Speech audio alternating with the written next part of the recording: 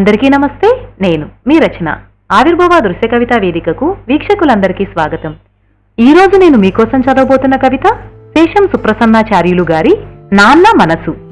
నాన్న మనసు. నాన్న మనకు నచ్చని ఒక వామనావతారం, కానీ కార్యదక్షతలో ఇంతింతై వటుడింతై తన ఫలాలపై నిరంతరం సౌధామణి రేఖలు తీర్చిదిద్దే అపర వామనమూర్తి. అమ్మ అయితే తన ప్రేమానురాగాలతో తీర్చిదిద్దిన మన జీవితానికి చిన్న బొప్పి కట్టిన కన్నీటి హృదయాన్ని ఆపుకోలేక గంగా ప్రవాహమై మన జీవిత మైదానాన్ని వరదల్లో ముంచెత్తుతుంది. అది నాన్నైతే ఎంత హృదయరోదన నిలదీస్తున్నా ఆ గంగా ప్రవాహాన్ని కనురెప్పలచే జటాజూటాన్ని నిర్మించి అక్కడే నిర్బంధించి మనోచాంచల్యానికి మరో రూపాన్నిస్తూ గుండె నిబ్బరానికి పేటెంట్ హక్కు నాన్నే స్వీకరిస్తాడు. అతడు నాన్న.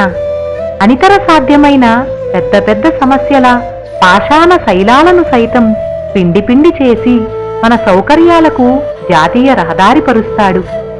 అమ్మ అనురాగాన్ని నయనాల జలపాతాలు ప్రదర్శిస్తే నాన్న ఆప్యాయత హృదయ కాఠిన్యంతో పురివిప్పుతుంది.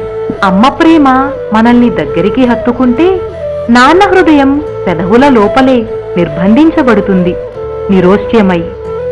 అమ్మ అనురాగం మెత్తగా ఉంటుంది. నాన్న దేహం నిచ్చెనై అనేక రంగాలలో మెట్లను పెంచుతూ భారాన్ని మూగగా భరిస్తుంది. అమ్మ అన్నం పెట్టే అమృతమూర్తి. నాన్న ఆ మెతుకులపై భవిష్యత్తు రేఖలు తీర్చిదిద్దే చిత్రకారుడు. అమ్మ ప్రేమకు మారుపేరు.